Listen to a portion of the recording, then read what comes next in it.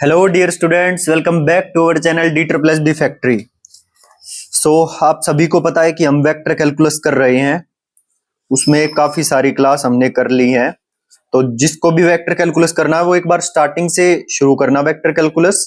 ठीक है, आपको समझ में आता चला जाएगा। आज की क्लास में हम क्या करने वाले हैं वो मैं एक बार सिलेबस में आपको दिखा देता हूँ। कंजर्वेटिव वेक्टर फील्ड्स तक हमने कर लिया था काम। आज हम करेंगे Green's theorem, area as line integral. ठीक है, ये वाला पोर्शन हम इस क्लास में कवर करेंगे। अगर टाइम बचता है तो हम सरफेस इंटीग्रल की तरफ जाएंगे, नहीं तो सिर्फ इतना करेंगे। ठीक है, ज्यादा बड़ी क्लास भी नहीं करते। चलिए शुरू करते हैं आज की क्लास। देखो, ग्रीन्स थ्योरम जो है ना, वो one of the most important topic है वेक्टर कैलकुलस का। ग्रीन्स थ्योरम में या तो फॉर्मूला पूछ सकता है या कोई छोटा सवाल बना के दे सकता है आपको। ठीक है, तो हम इसकी डेफिनेशन, फॉर्मूला और ये क्या है, क्या क्या कंडीशंस यूज होती हैं ग्रीन्स थ्योरम में, और कुछ क्वेश्चंस प्रैक्टिस हम इस क्लास में ग्रीन्स थ्योरम पर करेंगे। ठीक है, चलिए शुरू करते हैं। देखो, एक एक करके ध्यान से समझना और फॉर्मूला भी मैं आपको याद करवा दूंगा। मेरे पास दो फंक्शन है mxy एंड nxy। ये दो मेरे पास कॉन्टिन्यूअस फंक्शंस हैं, having continuous first order partial derivatives. ये कॉन्टिन्यूअस हैं और इनका फर्स्ट ऑर्डर पार्शियल डेरिवेटिव्स भी कॉन्टिन्यूअस है। ठीक है, and C is a positively oriented counter clockwise simple closed curve.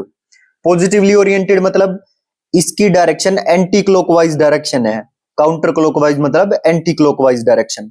Simple closed curve, अब सिंपल क्लोज्ड का मतलब बताया हुआ है कि क्लोज्ड कर्व होगी और खुद ही इंटरसेक्ट नहीं करेगी अपने आप को, तो उसको बोलते हैं सिंपल क्लोज्ड कर्व। ठीक है, एनक्लोजिंग अ रीजन आर, और जो क्लोज्ड कर्व होगी उसके अंदर क्या होगी, कोई ना कोई रीजन को इनक्लोज करती होगी, है ना। एक सेकंड रुकना बस। यस, ठीक है, इतनी बात समझ में आ गई। तो एक बार और रीड कर देता हूं मैं, आपको ग्रीन्स थ्योरम समझ में आ जाएगी। Let mxy and nxy be continuous functions having continuous first order partial derivatives, और C जो कर्व है इज अ पॉजिटिवली ओरिएंटेड यानी कि counter clockwise simple closed curve enclosing a region R, और एक रीजन को ये एनक्लोज करती है जो ये क्लोज्ड कर्व है। ठीक है, तो ग्रीन्स थ्योरम क्या होगी, integration over closed contour C, मतलब जो कर्व है वो क्लोज्ड कर्व है तो उसको बोलेंगे integration over closed contour C। ये जो गोला बीच में बनाते हैं ना, ये क्लोज्ड कर्व के लिए बनाते हैं। ठीक है, so integration over closed curve C m d x plus n d y, m d x plus n d y. देखो, ये फॉर्मूला एज इट इज रटना है, जब क्वेश्चन करेंगे तो इसकी एप्लीकेशन फॉर्मूला की आपको समझ में आ जाएगी। अभी के लिए सिर्फ ये याद करो कि जो लाइन इंटीग्रल है और curve C m d x plus n d y, this is equal to double integral over region R del n upon में डेल एक्स। देखो, आगे हमेशा विद रिस्पेक्ट टू एक्स होगा और पीछे विद रिस्पेक्ट टू वाई होगा, तो ये होगा m d x plus n d y. ठीक है, अब m के साथ dx था, n के साथ dy था। अब की बार n के साथ हम n का with respect to x derivative करेंगे इधर की तरफ। समझ में आया, और आगे हमेशा विद रिस्पेक्ट टू x ही रखेंगे। इस फॉर्मूले की ये याद करने की ट्रिक है। तो क्या था, m d x plus n d y is equal to double integral over region R del n upon del x minus del m upon del y। Clear, यहां पर इससे इस n को उठाएंगे जो y के साथ था और उसको with respect to x differentiate करेंगे, पार्शियल डेरिवेटिव करेंगे। यहां से इस m को उठाएंगे और ये x के साथ था ना, ये m, तो इसका पार्शियल डेरिवेटिव करेंगे विद रिस्पेक्ट टू y, और बीच में आएगा इधर minus. So del n upon del x minus del m upon del y dx dy। ये है हमारी ग्रीन्स थ्योरम, और ये फॉर्मूला अभी आपको वीडियो पॉज करके कम से कम भी 4-5 बार लिख कर देखना है। एक बार देखकर लिख लो याद करके, फिर 4 बार बिना देखे लिखो इसको। बहुत ही इंपोर्टेंट फॉर्मूला है, डायरेक्ट पूछ लिया जाता है। ठीक है, so line integral over closed curve C m d x plus n d y is equal to double integration over region R और डेल n अपॉन में del x minus del m upon del y dx dy। ये है, ठीक है। इसका मतलब है जो ये इतनी चीज है, line integral along the boundary, इस चीज का मतलब है line integral along the boundary. और ये जो चीज है इसका मतलब है ये राइट साइड वाला double integral inside the region. और ये डबल इंटीग्रेशन है, ये तो बाउंड्री पे हम इंटीग्रेट कर रहे हैं, ये उस रीजन के अंदर हम इंटीग्रेट कर रहे हैं। Double integral inside the region, ये राइट साइड की बात है। ठीक है, इज इट क्लियर? तो Green's theorem link the boundary of a region with the inside of the region. तो देखो ये तो बाउंड्री थी और ये इनसाइड ऑफ द रीजन की बात कर रहा है। तो ग्रीन्स थ्योरम किसको किससे लिंक करती है?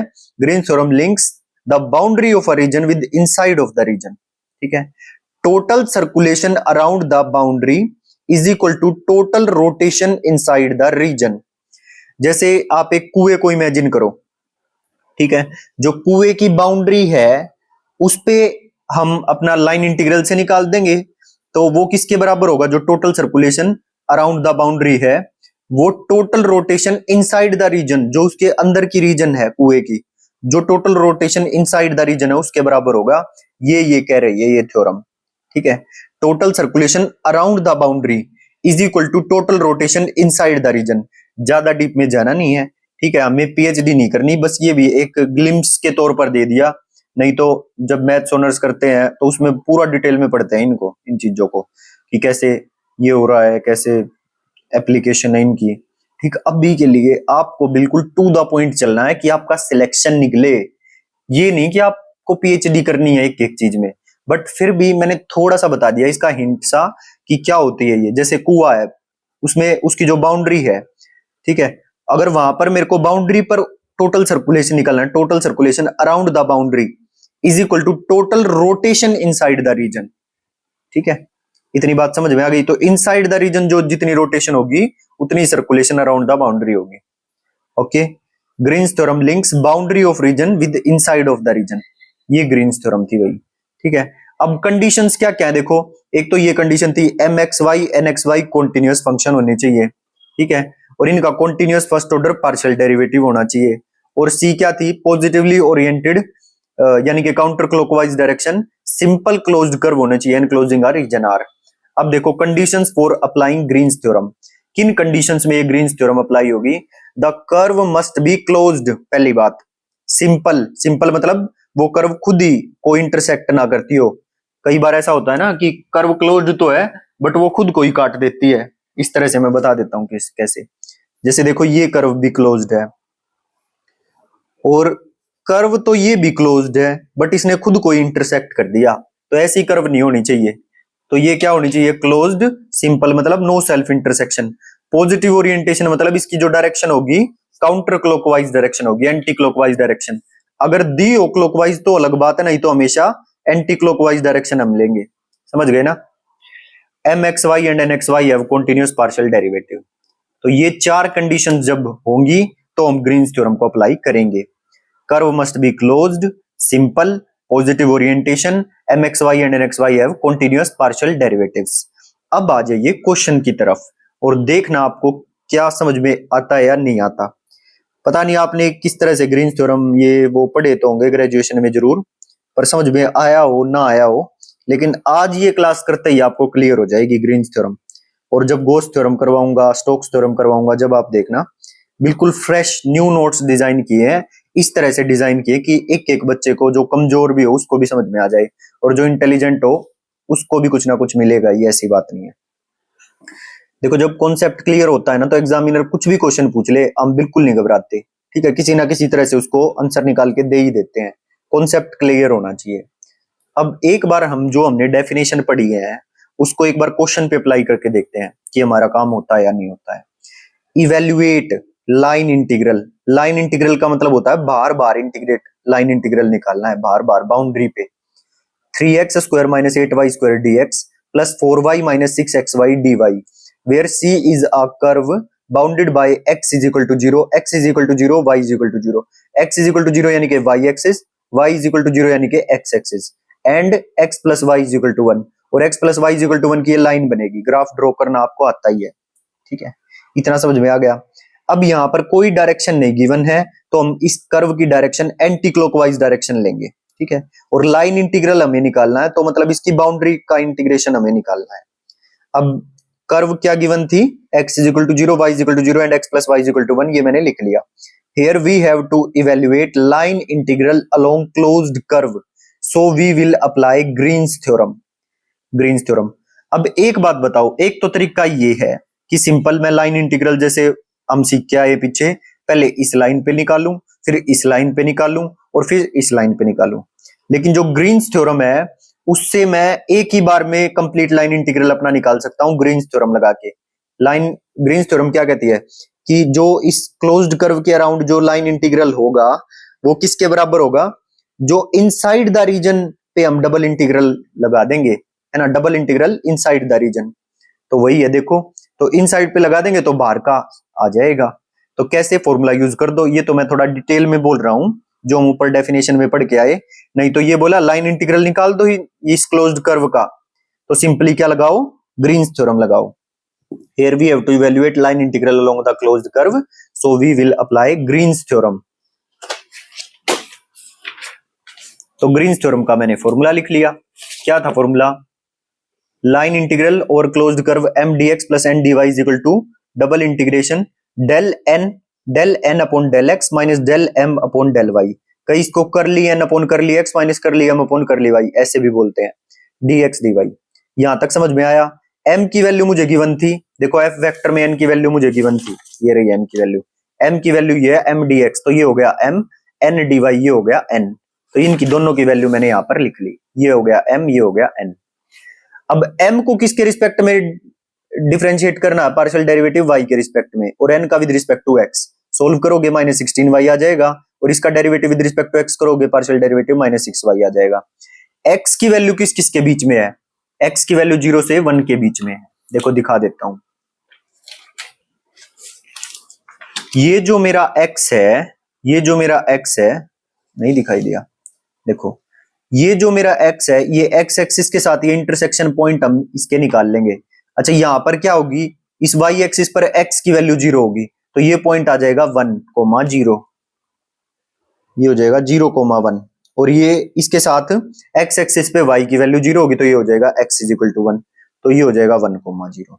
तो ये पॉइंट आ गए, ठीक है। तो x जो पॉइंट है इस क्लोज्ड कर्व में, x एक्सिस किस किस के बीच में है, 0 से 1 के बीच में है ये ग्राफ, क्लियर। तो मैंने लिख लिया x किसके बीच में है, 0 से 1 के बीच में है। Is it clear.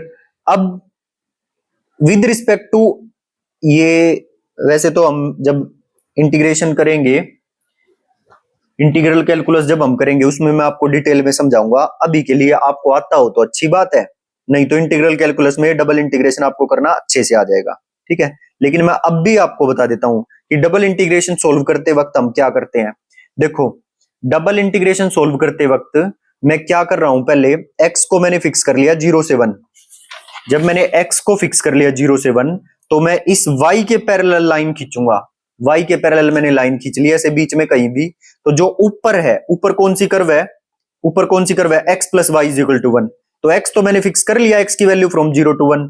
अब y की वैल्यू क्या होगी इस कर्व पे, y is equal to 1 minus x, वो ऊपर लिखी जाएगी क्योंकि ऊपर वाली कर्व है ये, और नीचे क्या होगी, y की वैल्यू 0। सो अब इस इंटीग्रेशन में तो आया x is equal to 0 to 1 जो मैंने सिर्फ फिक्स कर लिया था, और y इज इक्वल टू आया 0 टू 1 माइनस एक्स, ऊपर वाली जो कर्व थी y is equal to 1 minus x and y is equal to 0, ठीक है। इतनी बात समझ में आई। और यहां पर जो इनको घटा के आएगा, देखो क्या था, करली n upon curly x minus curly m upon curly y, so minus 6y और माइनस माइनस प्लस हो जाएगा, माइनस 6y और ये माइनस माइनस प्लस हो जाएगा, प्लस 16y dy dx, तो ये हो जाएगा 10y। 10y और 10y को with respect to y integrate करेंगे तो 10y square by 2, limit put करो 0 टू 1 माइनस एक्स, सोल्व कर दो इंटीग्रेशन, सोल्व कर दोगे तो 5/3 आ जाएगा लिमिट पुट करने के बाद।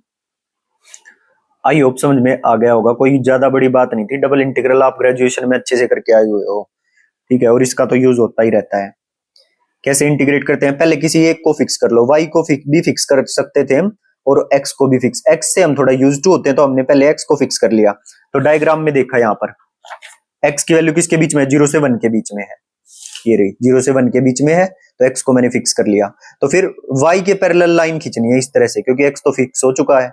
तो ऊपर वाली कर्व जो इस पे टच हो रही है वो कौन है, y is equal to 1 minus x, और नीचे y इज इक्वल टू 0, तो ये लिमिट बन गई, y is equal to 0 to y is equal to 1 minus x, ठीक है।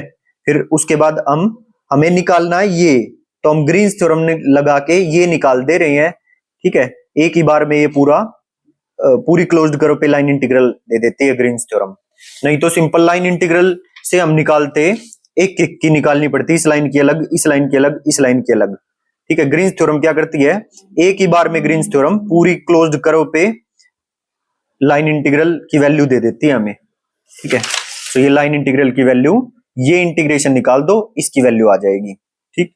तो इसको निकालने के लिए इनकी और इनकी वैल्यू चाहिए मुझे, ठीक है। तो m मेरे पास ये था, n ये था, इनकी वैल्यू आ गई, दोनों को सब्ट्रैक्ट कर दो, फिर लिमिट अप्लाई करो। पहले x फिक्स कर लिया, उस कर्व में 0 to 1 था, y 0 to 1 माइनस x हो गया, तो ये एज इट इज लिख लिया, this will be equal to limit x fix किया था 0 to 1 आ गई, और y is equal to 0 to 1 minus x, ये बता ही दिया कैसे आई। फिर इन दोनों को घटाओ, इन दोनों को घटा के, और ये चीज आ गई, ठीक है। फिर इंटीग्रेशन सोल्व कर दो, पहले विद रिस्पेक्ट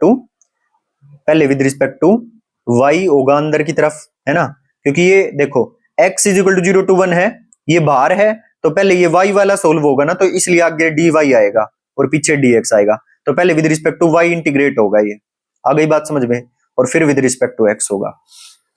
अभी के लिए बस ये क्वेश्चन समझ लो, फिर जब इंटीग्रल कैलकुलस करेंगे तो सारी चीजें आपको समझ में आ जाएंगी। नेक्स्ट देखो, इवेल्युएट लाइन इंटीग्रल और कर्व सी, क्लोज्ड कर्व सी, क्योंकि ये बीच में गोला बना हुआ है ना, तो इसका मतलब है क्लोज्ड कर्व है, ये क्लोज्ड कर्व लो सी लिख भी देता हूं।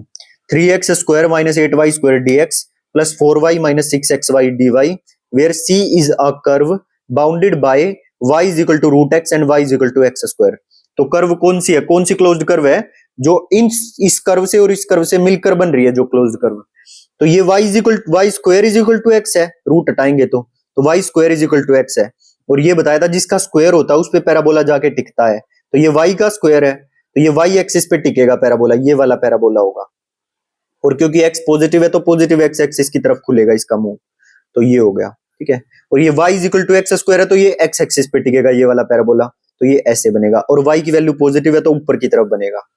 तो कर्व मुझे मिली, बाउंडेड कर्व कौन सी मिली, ये कर्व मिली, और इसकी डायरेक्शन कुछ नहीं गिवन है, तो एंटी क्लॉकवाइज डायरेक्शन लेंगे, तो इसलिए मैंने इसकी इस तरह से एंटी क्लॉकवाइज डायरेक्शन ले ली। दोनों का इंटरसेक्शन निकाल लिया, तो इनका इंटरसेक्शन आएगा 0 0 और 1,1, ठीक है। इस x की वैल्यू इसमें पुट कर दो, और 0 0 और 1 1 आ जाएंगे इंटरसेक्शन पॉइंट। आ गई बात समझ में। m की वैल्यू निकाल ली, ये निकालना क्या है, लाइन इंटीग्रल निकालना है इन दोनों कर्व के इंटरसेक्शन का। तो लाइन इंटीग्रल निकालने का फॉर्मूला है, क्या, over a closed curve line integral निकालने का फॉर्मूला है ग्रीन्स थ्योरम से हम निकाल सकते हैं। तो m की वैल्यू ये, n की वैल्यू ये, del m upon del y निकाल लिया, del n upon del x निकाल लिया, ठीक है। तो अपनी ग्रीन्स थ्योरम लिख ली, integration over closed curve c m dx plus n dy is equal to double integration. अब एक बात देखो, x ये किस किस के, वो ये x फिक्स किया, x 0 से 1 के बीच में है, तो पहले x फिक्स कर लिया 0 से 1 के बीच में।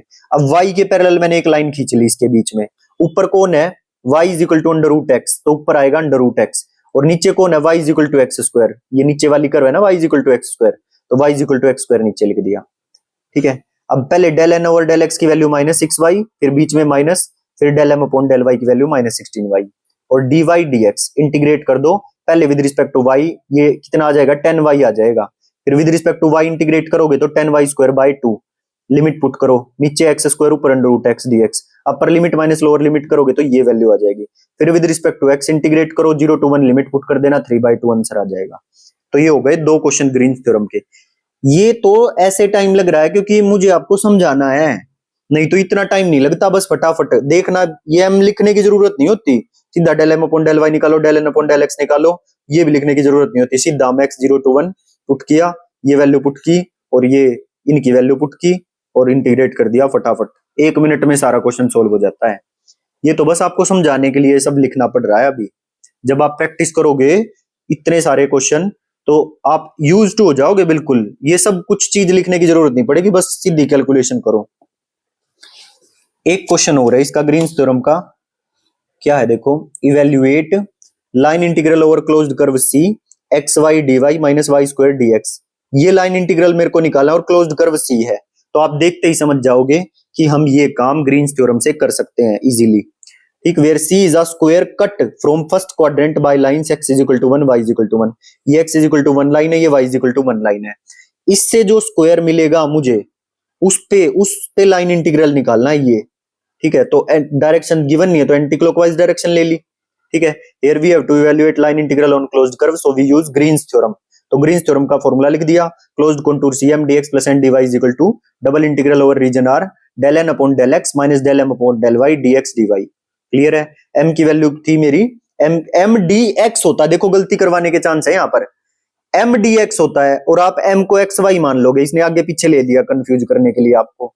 तो m dx होता है तो माइनस वाई स्क्वायर होगा m, और n की वैल्यू होगी xy, तो del m अपॉन del y निकालो, del n अपॉन del x निकालो, तो इसकी वैल्यू हो जाएगी, देखो x फिक्स करो 0 to 1 0 to 1, और अब x फिक्स कर लिया 0 to 1, तो इसके पैरेलल जब लाइन खींचेंगे ऊपर आएगा y इज इक्वल टू 1 और नीचे y इज इक्वल टू 0, तो ये भी 0 to 1 आ गया। क्लियर है?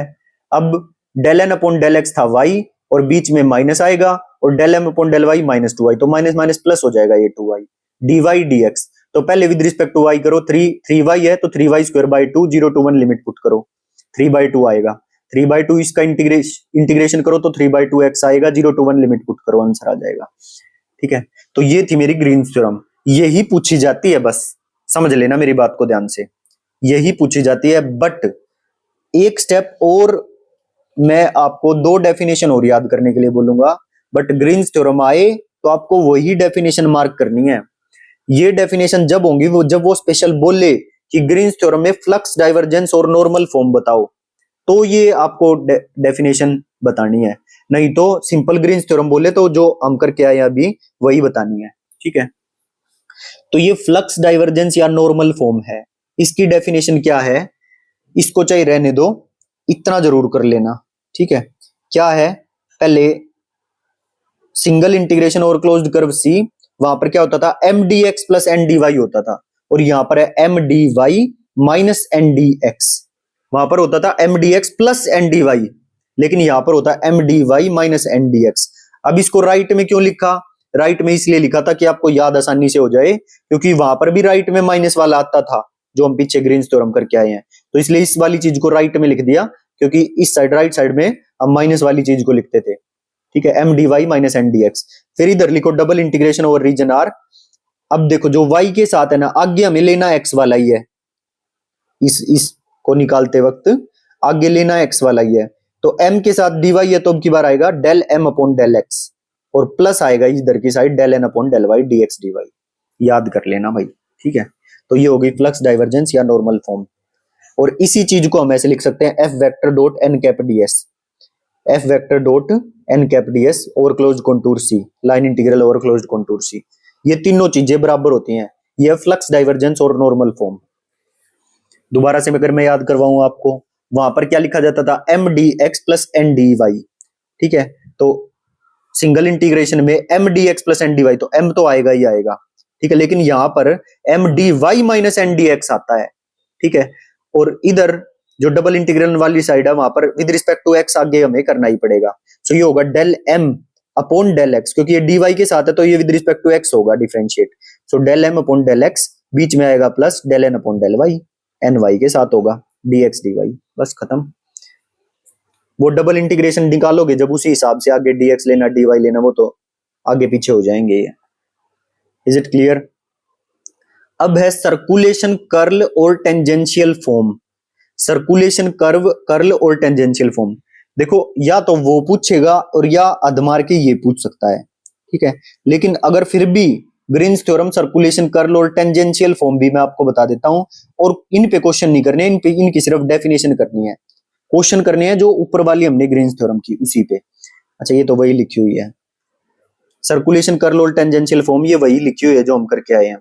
Closed contour C m dx plus n dy is equal to double integration over region R del n अपॉन del x minus del m अपॉन del y dx dy, where f vector is equal to mxy, ये mxy i cap nxy j cap, ये है circulation curve tangential form, और flux divergence या normal form ये है।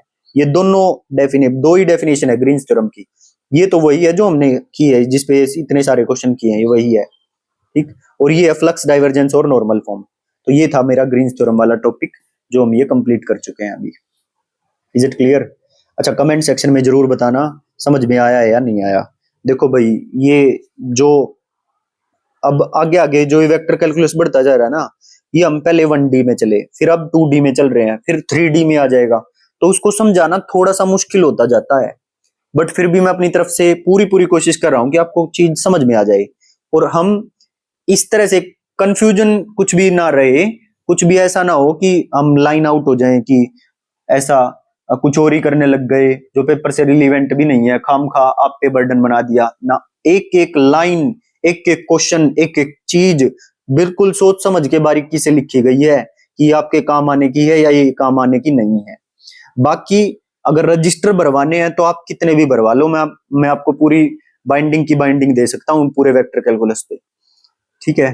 तो बिल्कुल घबराने की जरूरत नहीं है, बस ट्रस्ट बनाए रखना कि हाँ जो भी करवा रहे हैं उसको आप आंख मीच के भी फॉलो कर सकते हो। हाँ, बस प्रैक्टिस जितनी हो सके उतनी ज्यादा आपको करनी है, वो भी जब मैं कहूं, जब आपको करनी है। अभी जितना मैं करवा रहा हूं सिर्फ उतना करते जाओ, ठीक है? और फटाफट सिलेबस खत्म करो। देखो, जो भी बच्चा बात मानेगा वो सफल हो जाएगा, ये बिल्कुल आप बात मेरी गांठ बांध लेना। और जो बात नहीं मानेगा, अपने मन मुताबिक चलेगा, तो फिर रिजल्ट भी भगवान भरोसे आएगा, ठीक है? सो जिसने भी चैनल को सब्सक्राइब ना किया हो सब्सक्राइब कर लीजिए, कमेंट कर लीजिए और वीडियो को लाइक जरूर कर दीजिए। सो मिलते हैं नेक्स्ट क्लास में, till then bye bye, thank you.